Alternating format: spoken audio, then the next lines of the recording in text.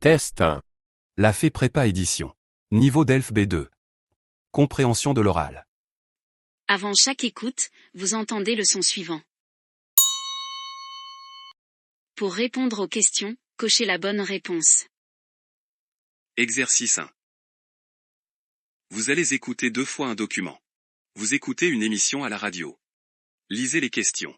Écoutez le document, puis répondez.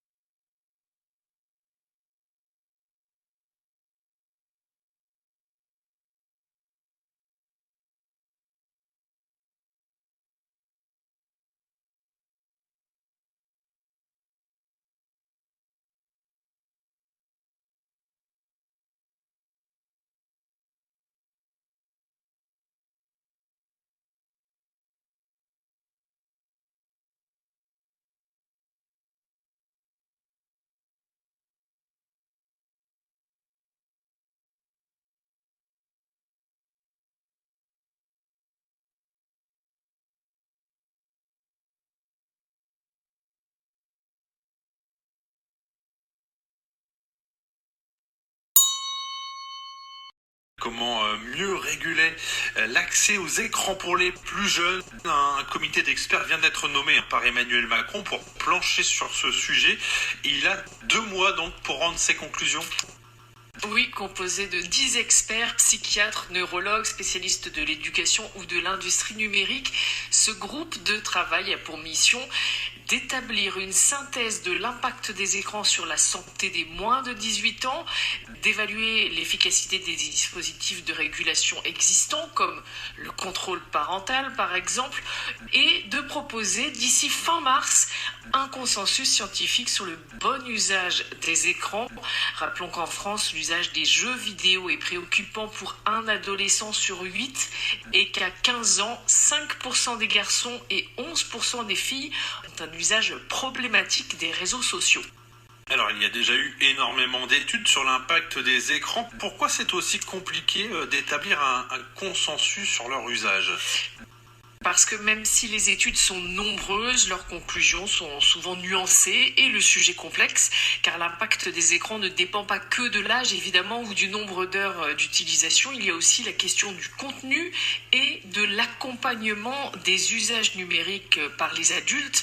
Certains points font néanmoins déjà consensus, notamment le fait que l'excès d'écran avant 10 ans peut nuire à l'acquisition du langage, à la concentration ou à certains apprentissages lorsque ce temps d'écran, c'est important, lorsque ce temps d'écran empiète trop sur d'autres activités comme la lecture, les jeux, les discussions en famille, le sommeil ou le sport. Et à l'avenir, Emmanuel Macron n'exclut pas de nouvelles restrictions pour les usages numériques. Alors quels sont les principaux conseils aux parents en attendant les recommandations? Alors, pas d'écran avant 3 ans, pas plus d'1 heure par jour avant 5 ans, ce sont les préconisations de l'Organisation mondiale de la santé.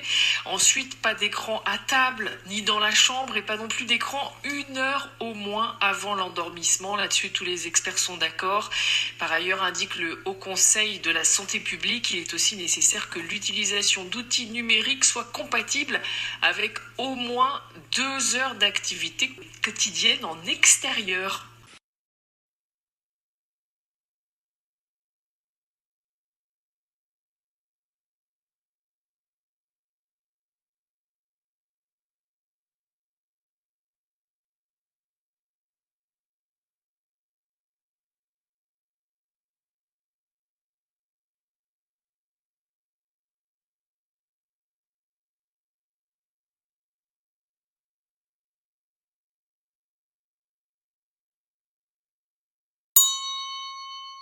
Comment mieux réguler l'accès aux écrans pour les plus jeunes. Un comité d'experts vient d'être nommé par Emmanuel Macron pour plancher sur ce sujet. Il a 2 mois donc pour rendre ses conclusions. Oui, composé de 10 experts, psychiatres, neurologues, spécialistes de l'éducation ou de l'industrie numérique. Ce groupe de travail a pour mission d'établir une synthèse de l'impact des écrans sur la santé des moins de 18 ans, d'évaluer l'efficacité des dispositifs de régulation existants, comme le contrôle parental par exemple, et de proposer d'ici fin mars un consensus scientifique sur le bon usage des écrans. Rappelons qu'en France, l'usage des jeux vidéo est préoccupant pour un adolescent sur 8 et qu'à 15 ans, 5% des garçons et 11% des filles ont un usage problématique des réseaux sociaux. Alors, il y a déjà eu énormément d'études sur l'impact des écrans. Pourquoi c'est aussi compliqué d'établir un consensus sur leur usage ? Parce que même si les études sont nombreuses, leurs conclusions sont souvent nuancées et le sujet complexe, car l'impact des écrans ne dépend pas que de l'âge évidemment ou du nombre d'heures d'utilisation. Il y a aussi la question du contenu et de l'accompagnement des usages numériques par les adultes. Certains points font néanmoins déjà consensus, notamment le fait que l'excès d'écran avant 10 ans peut nuire à l'acquisition du langage, à la concentration ou à certains apprentissages lorsque ce temps d'écran, c'est important, lorsque ce temps d'écran empiète trop sur d'autres activités comme la lecture, les jeux, les discussions en famille, le sommeil ou le sport. Et à l'avenir, Emmanuel Macron n'exclut pas de nouvelles restrictions pour les usages numériques. Alors quels sont les principaux conseils aux parents en attendant les recommandations? Alors, pas d'écran avant 3 ans, pas plus d'1 heure par jour avant 5 ans, ce sont les préconisations de l'Organisation mondiale de la santé. Ensuite, pas d'écran à table ni dans la chambre et pas non plus d'écran 1 heure au moins avant l'endormissement. Là-dessus, tous les experts sont d'accord. Par ailleurs, indique le Haut Conseil de la santé publique, il est aussi nécessaire que l'utilisation d'outils numériques soit compatible avec au moins 2 heures d'activité quotidienne en extérieur.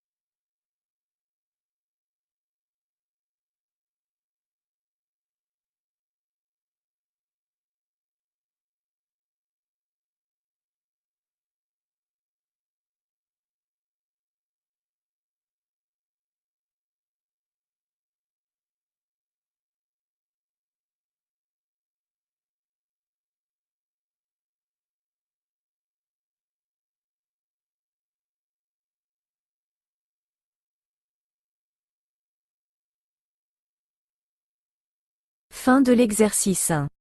Passez maintenant à l'exercice 2. Test 1. Compréhension de l'oral. Exercice 2. Vous allez écouter 2 fois un document. Vous écoutez une émission à la radio. Lisez les questions. Écoutez le document, puis répondez.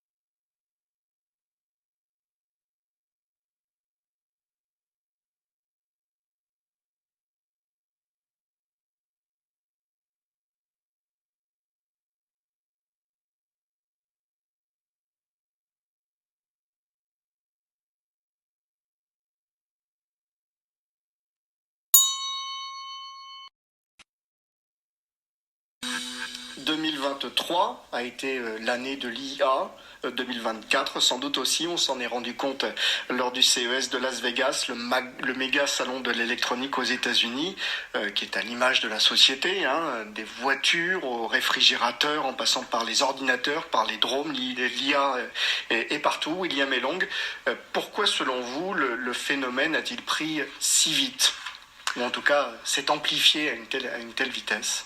Parce que jusque-là, l'intelligence artificielle reste un domaine relativement technique et relativement fermé. Et en fait, l'explosion de solutions comme ChatGPT a permis à monsieur et madame tout le monde, en fait, sur une interface simple, de se familiariser avec l'intelligence artificielle.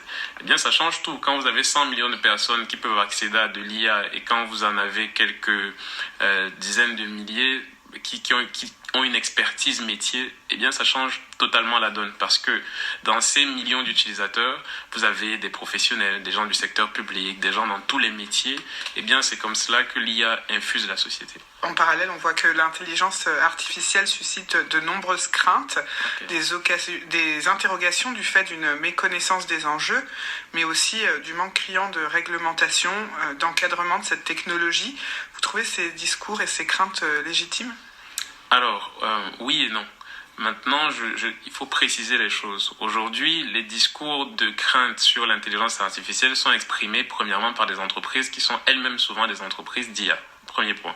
Le second point, beaucoup de ces entreprises expriment ces craintes après avoir levé des centaines de millions de dollars sur le sujet. Et le troisième point, elles font ce qu'on appelle du regulatory capture, qui est une méthode très prisée par les entreprises américaines qui consiste à entrer dans un secteur d'activité, lever des fonds dans ce secteur d'activité et ensuite écrire la loi sur ce secteur d'activité. Et donc, beaucoup de ces entreprises à la Commission européenne, à l'instant où nous sommes en train de parler, font du lobbying, investissent des millions de dollars en relations publiques. Chez nous, on n'appelle pas ça des relations publiques, et pour influencer les lois et donc créer des barrières à l'entrée que des think tanks européens estiment parfois à des centaines de milliers d'euros. Concrètement, ça signifie que si vous voulez devenir un de leurs concurrents, il vous faut au moins des centaines de milliers de dollars dans les caisses. Donc il va y avoir des procédures contre ça ? Est-ce que les règles de la concurrence pourraient être mises en danger ? Tout le point, c'est qu'ils le font avec beaucoup de subtilité. C'est-à-dire aujourd'hui, les règles de la concurrence sont telles qu'elles sont peu écrites et comme vous l'avez évoqué, l'intelligence artificielle est peu régulée. Il y a l'AI Act qui a été voté mais qui ne va être mis en application qu'en 2026. Sauf que le secteur de l'IA évolue littéralement tous les 15 jours. Et entendons-nous bien, on parle de l'IA générative depuis à peu près un an. Mais en réalité, l'IA, en fait, explose depuis une bonne dizaine d'années. Au fond, avec le big data, l'explosion de l'accès à Internet, l'accès à l'intelligence artificielle s'est démocratisé dans d'autres secteurs d'activité. On pense aux voitures autonomes, on pense aux drones. Donc ce n'est qu'un pan de l'IA qui est devenu de plus en plus commun, qui est celui des LLM et des outils type ChatGPT. Donc la régulation n'ira jamais suffisamment vite par rapport à l'évolution du marché, c'est ça que Pour le moment, non. Pour le moment, clairement, la régulation a du retard. Et au fond, l'Europe est en train de s'attaquer, de mon point de vue, au mauvais combat.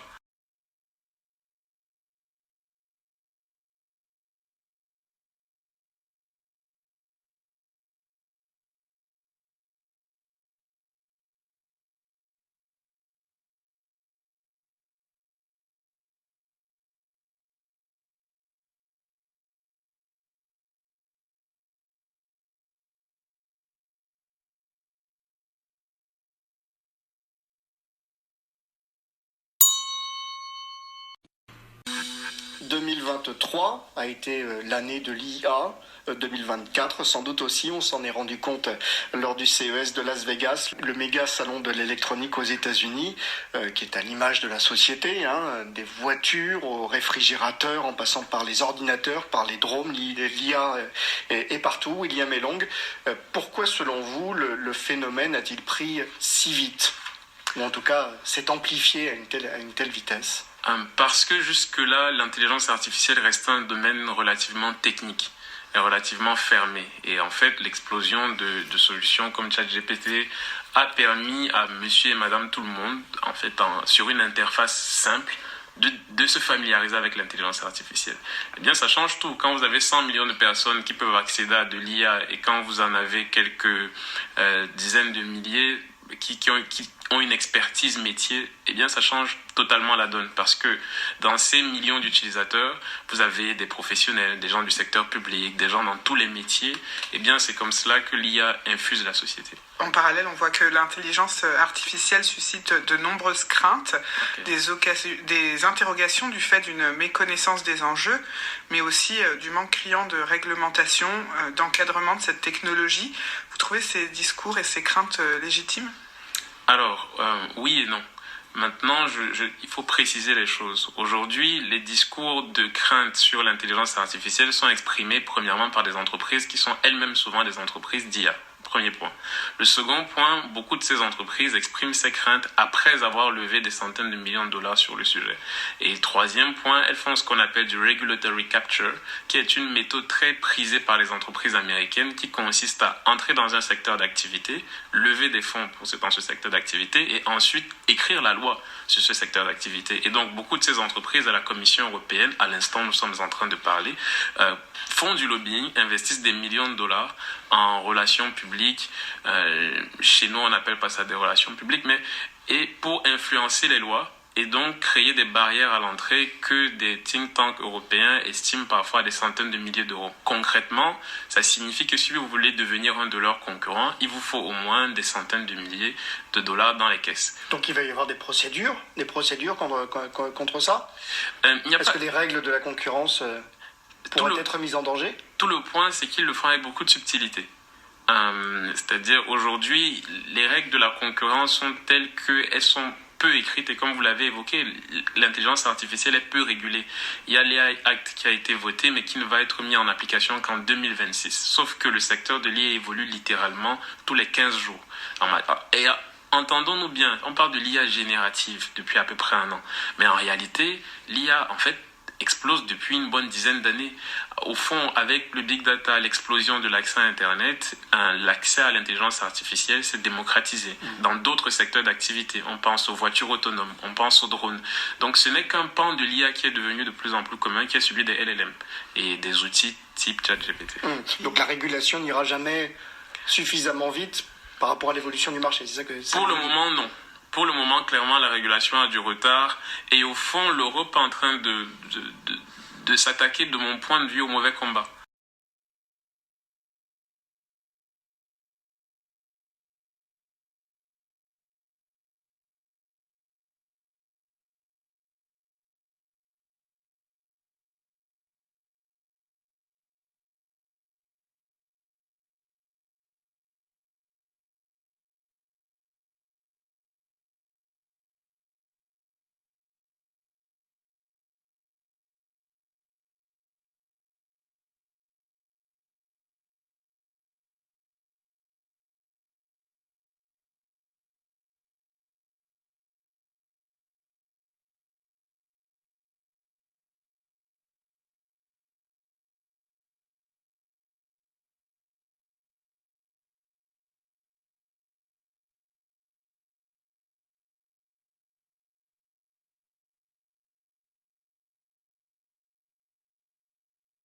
Fin de l'exercice 2. Passez maintenant à l'exercice 3. Test. Exercice 3. Vous allez écouter une fois, 3 documents. Lisez les questions. Écoutez le document. Puis répondez. Document 1.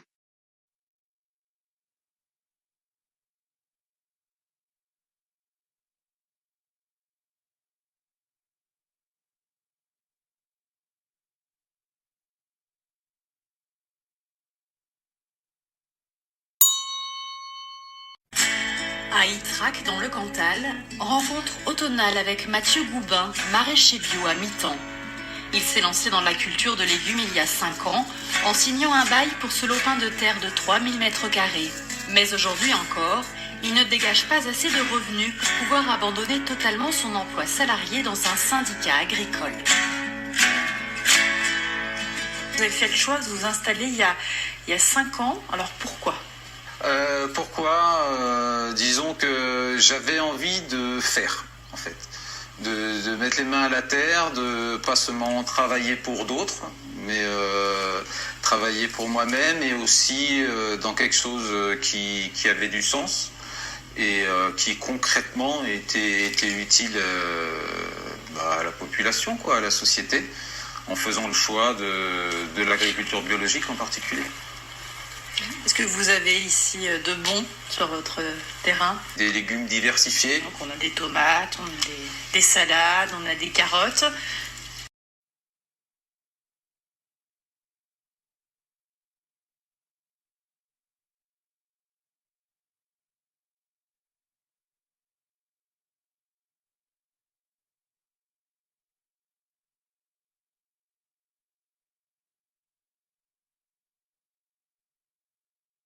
Document 2.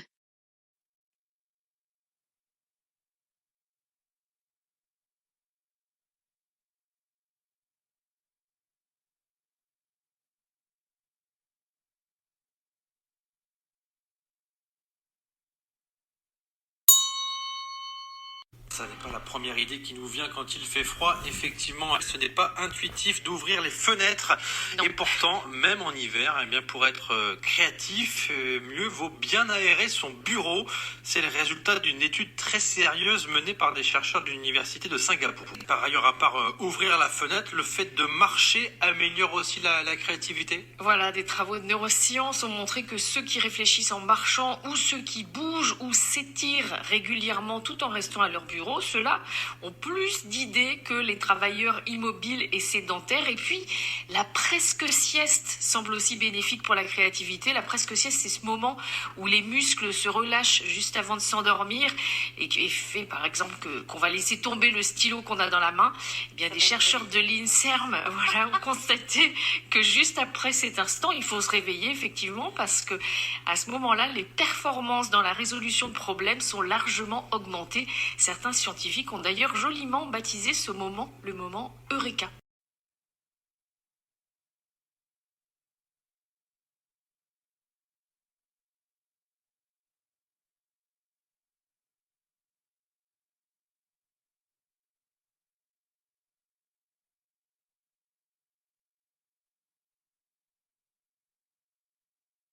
Document 3.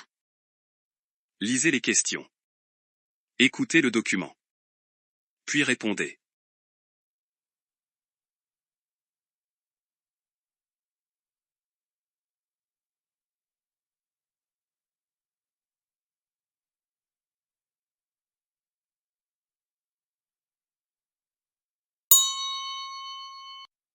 Bonsoir, entrons ensemble dans un temps du débat consacré au débat citoyen. À l'ordre du jour ce soir, quelle structure pour le débat citoyen? La France est le seul pays qui a inscrit dans la charte de l'environnement le débat public comme un droit des citoyens.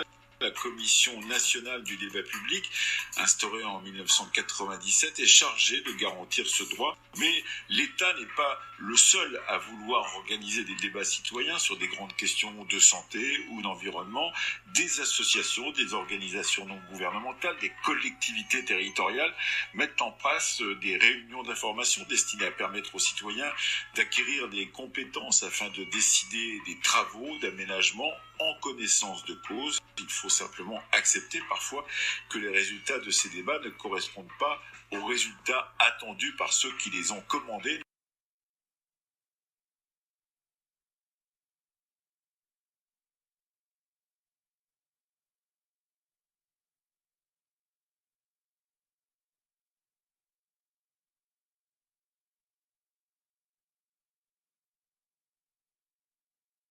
L'épreuve de compréhension de l'oral est terminée. Passez maintenant à l'épreuve de compréhension des écrits.